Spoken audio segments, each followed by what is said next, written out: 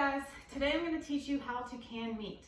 The only thing you need to can meat is a pressure canner, wide mouth jars, and I recommend wide mouth jars because the smaller ones are really hard to clean the little bits and pieces of meat that stick on the jars afterwards.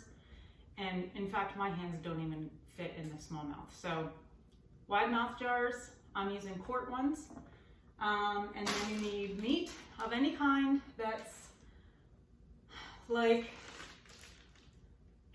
80% lean or leaner. So you can technically can fattier meats such as bacon. There's a certain way you can can bacon using wax paper and stuff.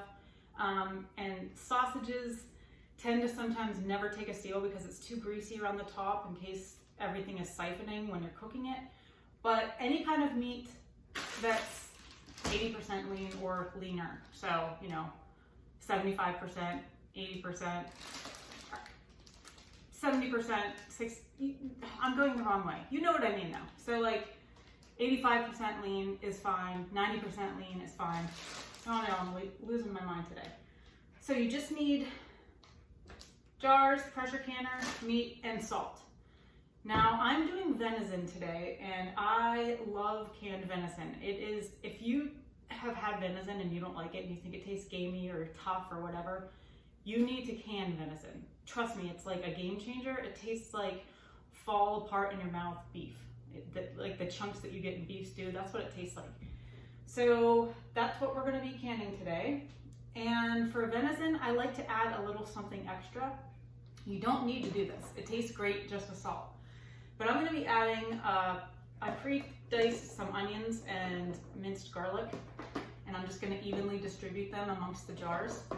And I'm gonna give it a few shakes of black pepper just because I think it brings out the flavor more. So,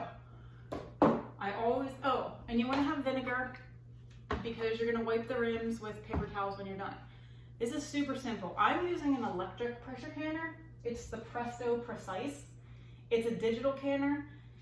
It only holds 5 quarts, but I love it and I like it better than the traditional way because you don't have to babysit it. Once you set it up, you just program it for what you need. You put it in there and you can leave. You can go run errands, you can do other stuff. You don't have to sit around and make sure the pressure is staying at the right time. You don't have to time it. It does it all itself. And then when it's completely done, it'll beep and you just pull it out. It's so easy. Another reason why I like it is it doesn't heat up my kitchen. So if I want to can during the summer, it doesn't affect the temperature at all. So, I'm sure if you've done much canning during the summer, it's hot, it's steamy, it's gross, and like you don't want to be in the house, but you have to babysit the canner. So I like it for that reason as well. Yeah, I have done traditional regular canning with the pressure canners on gas stoves and all of that.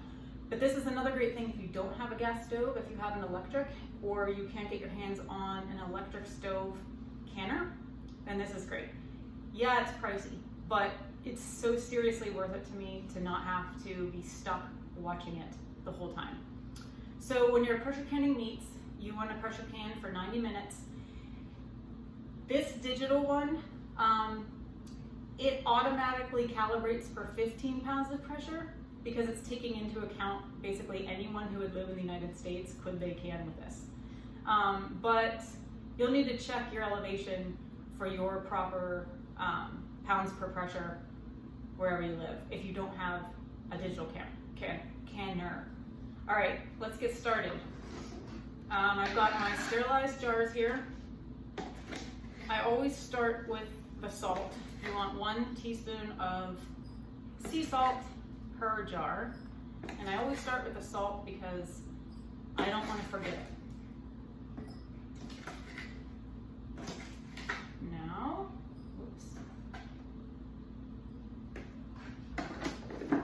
Now I'm going to put in some black pepper and I'm just going to do a few shakes in each one.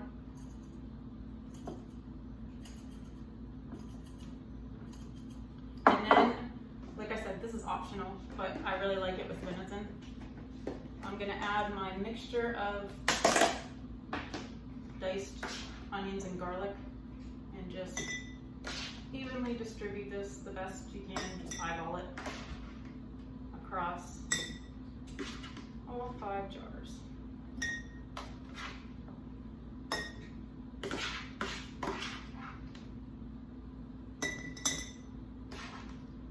this is the venison that our 14-year-old daughter got. It was her first deer, so she's pretty excited. And we're trying to use every single part of it. So what we did when we were butchering is we saved like the roasts and the back straps to freeze because those are just really good to grill. And all of the rest of kind of like the chewy, gummy stuff. Better take my rings off. Make sure you have clean hands. I did wash my hands before I did this. All of this kind of chewy, tough stuff that you don't know what to do with. You remove that silver stuff and the fat and cartilage and all that, and then just make it into chunks, kind of like if you were doing a beef stew. Oops, I usually use this. And you don't have to add any liquid to any of this. Now, I've also done various meats with liquid. I kind of like it to just cook in its own juices, but one good liquid to add, oops, this one needs a little more. You want to leave about 1 inch head space, by the way. One good liquid to add is like a beef broth or a bone broth or venison broth or bone broth that you made with the bones, which I haven't gotten to yet, so I'm not worried about it. But I will be making venison bone broth. Or French onion soup. Homemade is better, but if you don't have the time, you can get like the concentrated French onion soup from the store, and it's not as healthy, but it tastes great, and it's really, really good. Now, if I don't get, it doesn't look like I'm going to be able to use all of this meat. If I have leftover of this venison, I'm probably going to run it through a meat grinder, and then I'm going to add French onion soup to that, and then I'm going to can the ground meat with French onion soup in it, because then it'll just kind of fall apart when you take it out, and it's really good with spaghetti and pasta, or spaghetti sauce and pasta. So that's another way you can use venison if you don't like the taste. If you can it in French onion soup, trust me, you'll like it. Let's see here. And we also saved the hide of the deer. So I've been looking over different methods of tanning.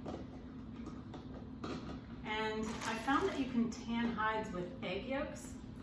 My husband didn't want to mess around with the brain wave. He said, no, I'm not dealing with that. I'm not digging out the brains. So I know that there's a way to do that as well. But there's a way to do it with egg yolks. So I'm thinking about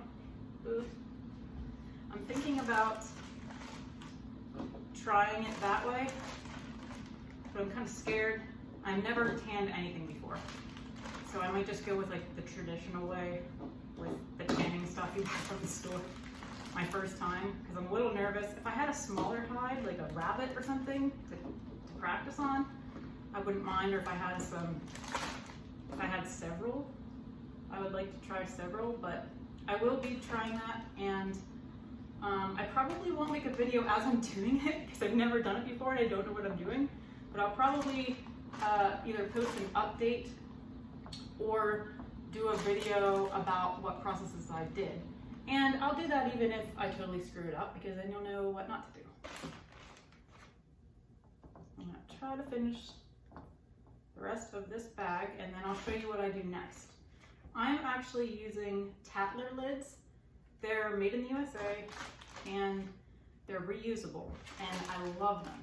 The only difference is, with regular metal lids, you have to, hold on. You have to leave, you don't tighten the bands when you pull them out, you just leave it and they seal. With Tatler lids, let me wash my hands.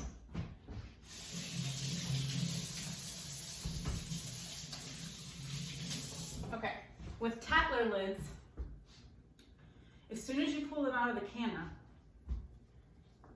you have an oven mitt on or something so you don't burn yourself, and you tighten it down real quick, and that's the only difference.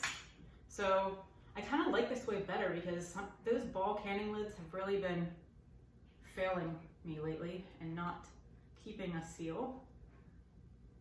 Ugh, gotta wash my hands again.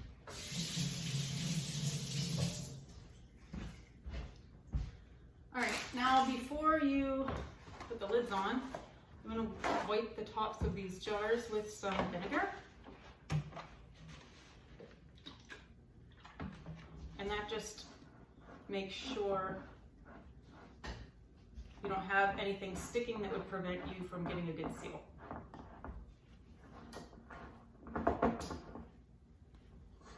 Oh, and always check when you're selecting jars to can with that the tops don't have any nicks or anything in the top, because that will also prevent a good seal.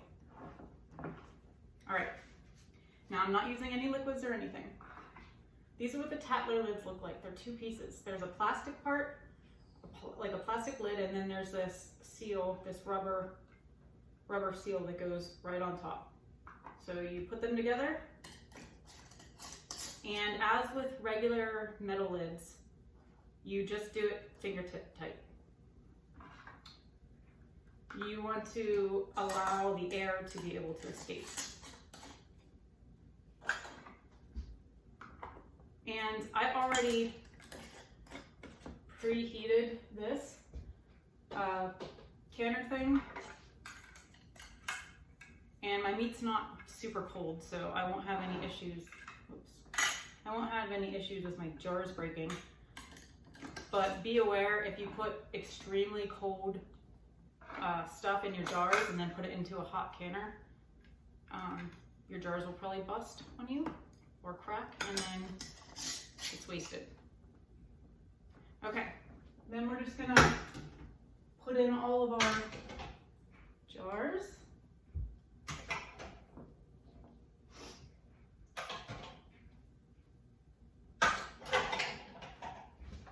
Okay, then you lock the lid, and then you just hit this button and it moves forward in like all of the sequences for you. And I guess I did lie. You have to babysit it for about, until it comes up to pressure, and then you have to put the weight thing on. So maybe 20 minutes, and then I will come back when this is done. And I will show you what I do when I pull them out and how I tighten the lids and what everything looks like. Thanks, guys. This is what happens when it's time to put the regulator on. Your canner will start beeping and it'll say, put regulator on. So, take my regulator, and I don't know if you can see, but it says can vent.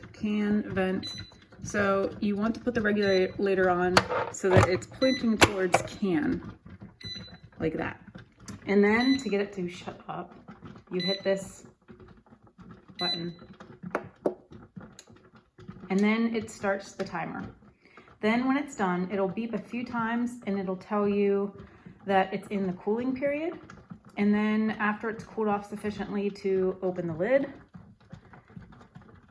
it'll beep a whole bunch more times. I think like 10 times at the end.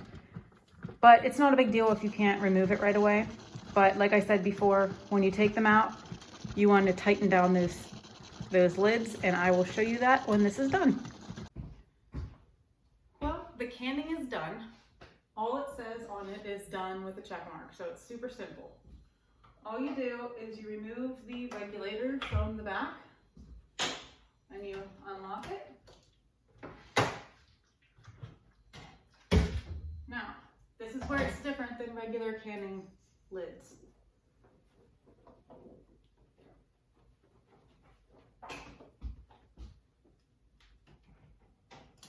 When you take the jars out, put them down, tighten it really hard.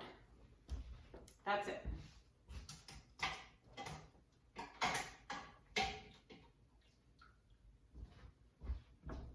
And then, after after you get all your jars out, tighten them. You're gonna let them sit untouched for 24 hours.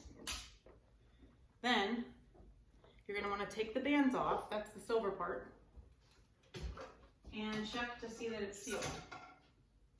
If it didn't seal, then the best thing to do is just put it in the fridge and plan on eating it in the next few days. But like I said previously, I like these better. I think ball canning jars and lids have been manufactured in China or something like that because their quality has gone way down. All right, and that's it. You can see it bubbling. Looks good. Thanks, guys.